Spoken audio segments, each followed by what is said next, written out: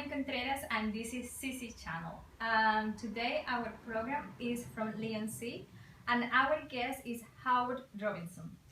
Hello there. I run a gallery in Leigh and I have done now for 18 years. My history really was graphic designer in London for 35 years and I taught children for 10 and I didn't know what to do really with my retirement, so I opened a gallery. And at the time I thought I'd been rather foolish, but in fact 18 years later it's very successful. Excellent. You've been in Leigh all your life? I was born actually in Wales, but I only stayed there for 2 years and then came back to Leigh. My parents came from Leigh and my wife's parents came from Leigh. Okay, are your paintings around the area? Or? Yes, I'm particularly interested in the landscape and the natural environment. I'm very keen naturalist myself and love going bird watching and walking on our coast. The Essex coast is actually one of those secret places that people don't know about, but the more people that get down there, you can find a lot of wildlife. Excellent. And what about the techniques? What kind of techniques? Well, the techniques, I was influenced by going to London and going to galleries. There was a particular artist called Kurt Jackson who now is very, very famous, but his technique was using found objects from the sea and incorporating them into his paintings, and I was really taken by that. Yes, I have seen and I have photographed some of your paintings, and you guys going to have the pleasure of enjoying. Also, you got a website, and is your work on your website? Yes, I do have a website. It's Howard Robinson Artist www.uk,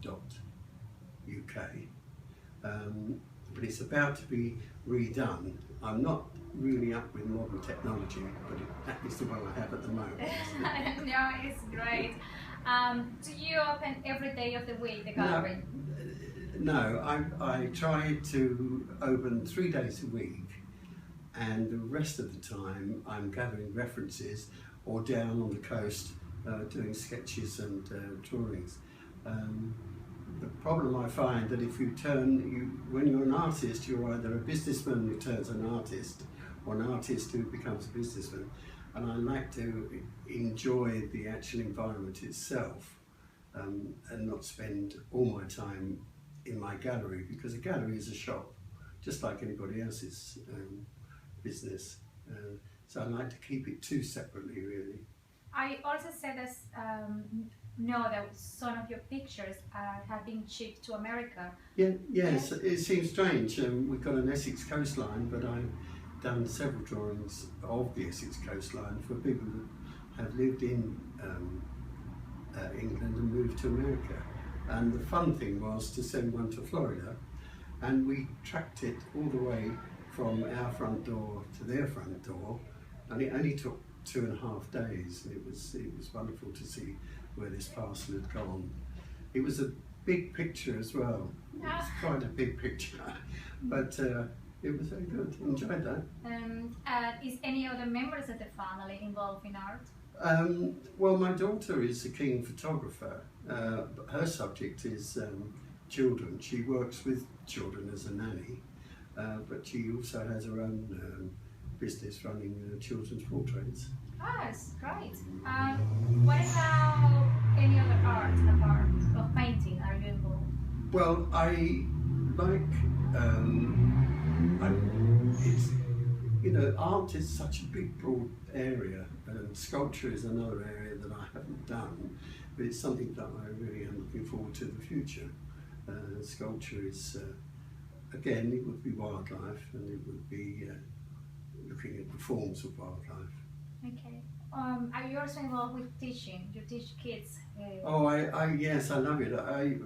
When I left London, I struggled for a job, but I had a teaching degree for adults, but I was taken on by a primary school, and I taught children for 10 years, young children, and because of my passion about art, is young children are not susceptible to our adults' thinking. They work themselves and they couldn't do a drawing very spontaneously. And I still do it today, and I work for a London school in the summer, and we have about 150 students, and I take them locally and we do sketches of our historical place called Hadley Castle. Oh, wonderful.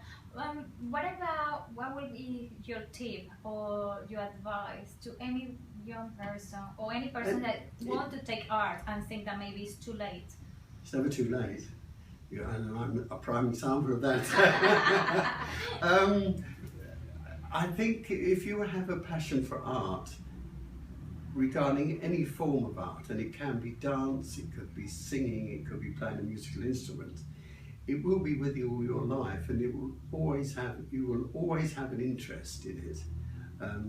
I remember as a child doing Mickey Mouse drawings and sitting at home doing bird drawings, being very young, and here I am, you know, at a very young age, still doing it.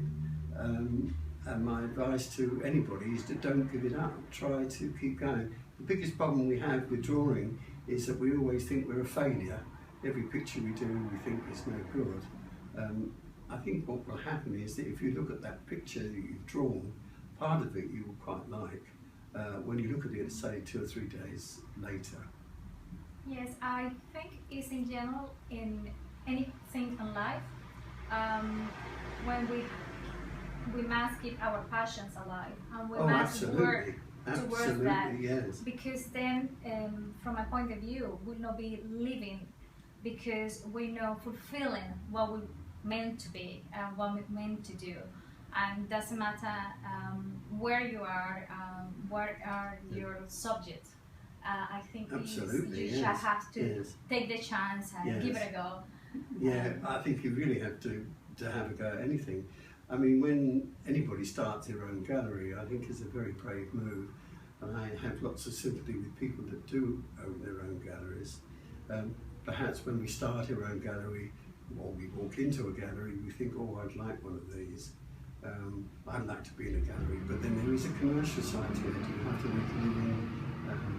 Perhaps sometimes you're doing drawings you don't particularly want because you're having to sell. But as long as you keep your eye open to all the things that are around you, hopefully your enthusiasm will come through. Yeah. Yes. Did you mix with another local artist?